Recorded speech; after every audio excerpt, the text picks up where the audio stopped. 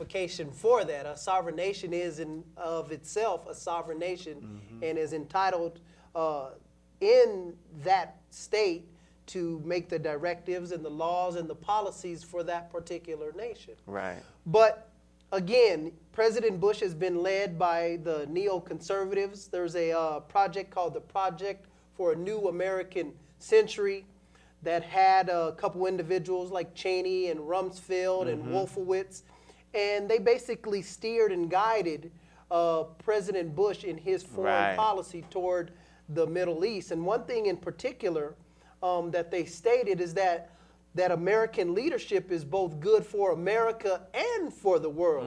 So they're imposing upon the world American leadership when yet the American leadership in America is subject and is wanting and is lacking. Right. So they want to, of course, they stated in political terms, spreading democracy throughout the world.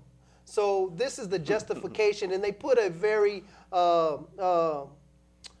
good face on it, perhaps, coming in with a good intention, but underlying there's evil intent beneath the surface. Yes, sir.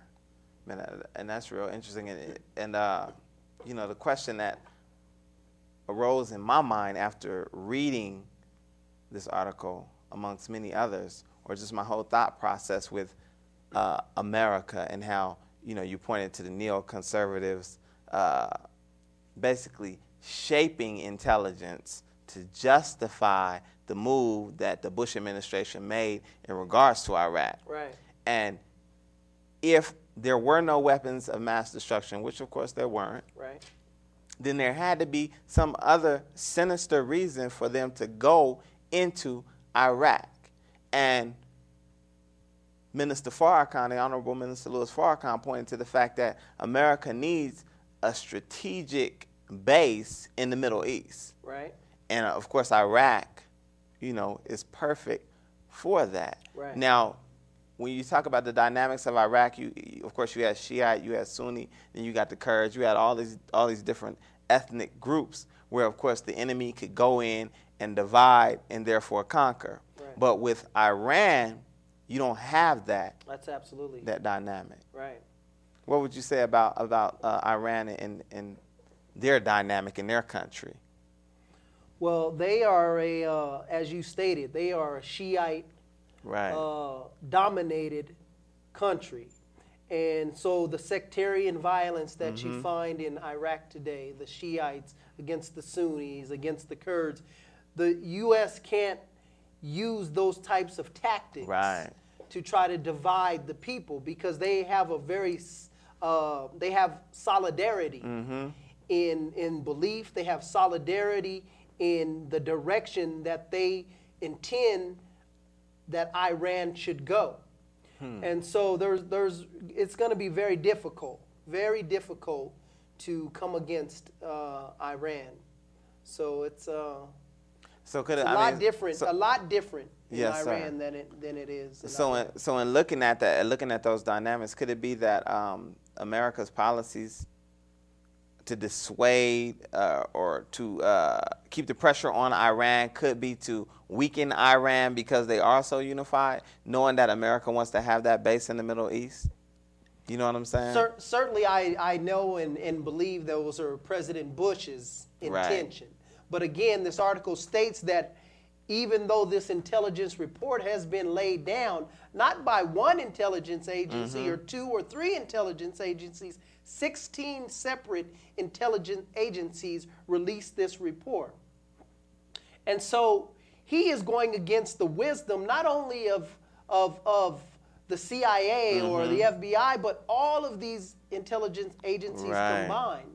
And so he's still hell-bent on what he has in his mind. In fact, he said today in the news, it was written that he's agreeing that Russia supply Iran with nuclear enriched or uranium enriched uranium rather. Right. And he said that's fine with him as long as it's used for peaceful measures or whatnot. And he stated further and said that if they're using or if they're being supplied this uranium by Russia, then he's fine with that. Therefore, the people, the Iranian people, would not have a need to learn or to learn the capability of enriching the uranium themselves. Right. So what he's saying, in a sense, is that he wants to put a stop or put an end to the development of that particular nation in their fulfillment of nuclear capability and knowledge. That's so very interesting, because when you think about other countries,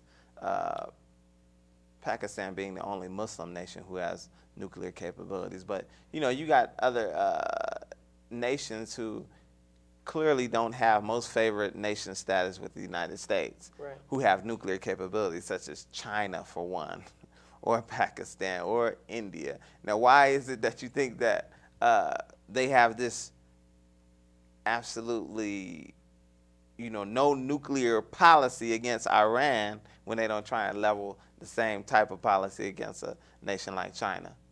That's a very good question. And the one thing that I see in that is that Iran and Afghanistan and Iraq are Muslim countries. So really underlying, there's an attack on Islam. Because when they first went into Iraq and President Bush talked about regime change in Iraq and the removal of Saddam Hussein because of his dictatorial type practices, then you could say that simply, like you stated earlier, you could say that of China.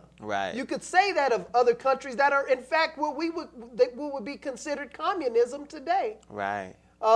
So the attack at one time before the Cold War was the America against communism. But today they've changed the language, and now it's America against terrorism.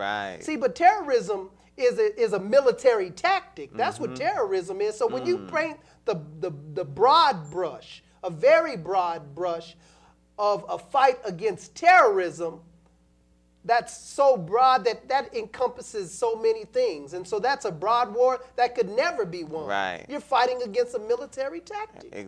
So the underlying reason that Bush is hell-bent on war with Iran and Iraq and Afghanistan is due to Islam and the prevalence of Islam in those particular countries. You don't want a strong Islamic presence in the middle of the Middle East, which of course will be Iran. Absolutely.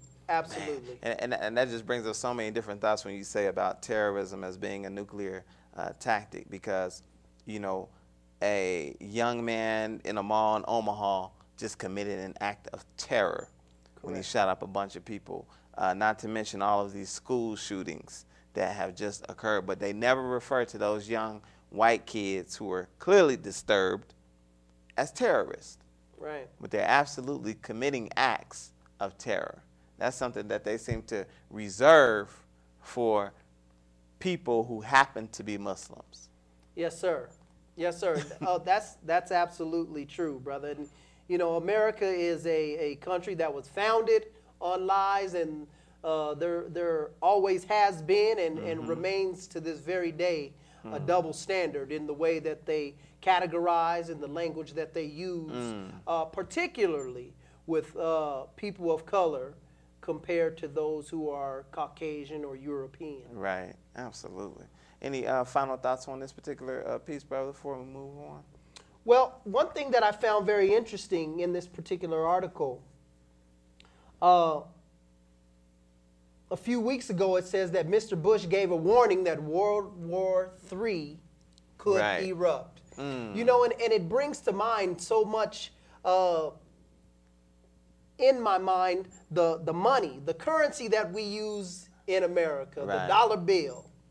And on the back of the dollar bill, there's an eagle. And in the eagle, he has an olive branch in one talon, and he has arrows in the other talon. And so it makes me to think that, of course, the eagle being the symbol of America and America's strength, that America would lean more towards the olive branch and peace, but America historically and presently has always been hell-bent on